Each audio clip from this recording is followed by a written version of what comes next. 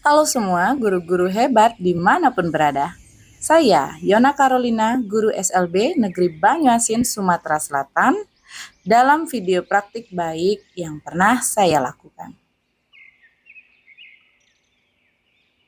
Dalam kehidupan sehari-hari, perlunya kemampuan dasar bagi peserta didik hambatan intelektual untuk diarahkan mandiri dalam memenuhi kebutuhan hidupnya. Tantangan yang dihadapi yaitu motivasi belajar yang rendah, ketidakpercayaan orang tua pada aspek ekonomi bagi peserta didik, serta pola pengajaran yang membutuhkan banyak waktu, sehingga saya melalui asesmen ini mengidentifikasi kebutuhan belajar peserta didik, hambatan, dan kesulitan yang mereka hadapi. Kemudian, dijadikan umpan balik dalam materi bina diri tentang penggunaan uang untuk berbelanja sebagai pemenuhan kebutuhan hidup mandiri. Dari hasil asesmen inilah saya memiliki inovasi pembelajaran pada media belajar warung kelas yang dapat digunakan peserta didik hambatan intelektual dalam pembelajaran tentang jual beli. Berikut adalah siklus penerapan asesmen dalam pembelajaran warung kelas. Sebelum masuk pada media warung kelas, peserta didik terlebih dahulu memahami materi teori dalam menonton video pembelajaran dan permainan menggunakan aplikasi Canva for Education. Pada video pembelajaran, sebelum melaksanakan kegiatan warung kelas, baiknya peserta didik diberikan pemahaman tentang materi berbelanja. Beberapa materi video dapat dipilih disesuaikan dengan kebutuhan gaya belajar visual dan audio. Dan berikut adalah materi yang telah dimasukkan pada YouTube pribadi ataupun platform Merdeka Mengajar, sehingga Bapak Ibu dapat mengakses link pada kolom deskripsi guna menjadi rekomendasi materi pembelajaran Bapak Ibu.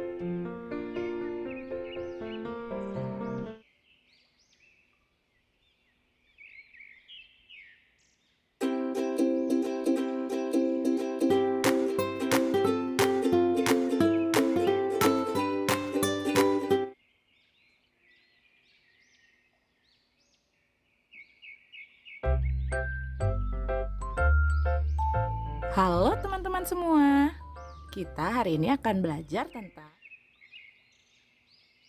kedua, materi tentang kegiatan permainan menggunakan media Canva yang saya buat baik berguna sebagai materi dan juga berguna sebagai pembiasaan bagi peserta didik dalam keperluan mereka.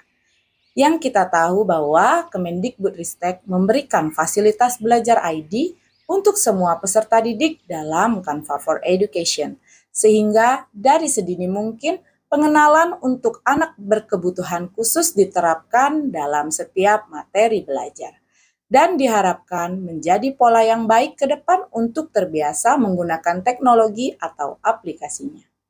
Pada materi ini, saya meminta peserta didik menyusun elemen yang sesuai dengan materi ajar saat ini pada gambar yang disediakan.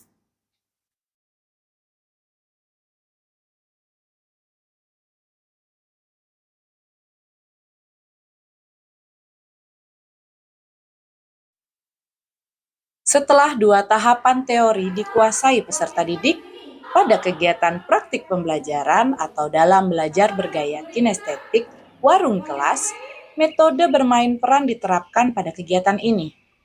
Pemberian instruksi, cara, dan etika yang baik berbelanja di tempat belanja, warung yang secara umum ada di luar lingkungan sekolah, dihadirkan pada pojok kelas sebagai wadah media belajar peserta didik, sehingga praktik belajar secara konkret dan berulang bisa dilakukan tanpa terkendala dengan waktu.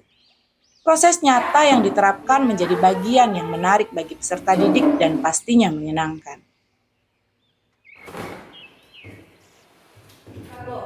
Sudah benar Pak belanjaannya?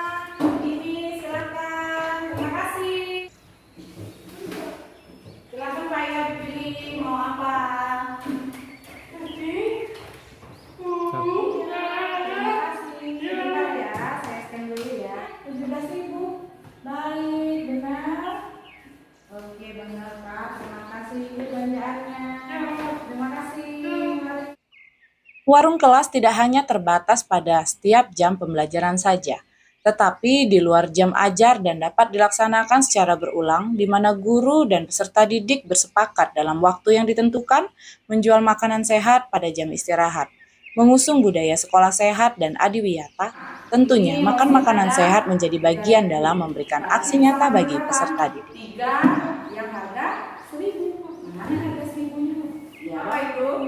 Harapan saya pada pembelajaran ini akan berdampak positif.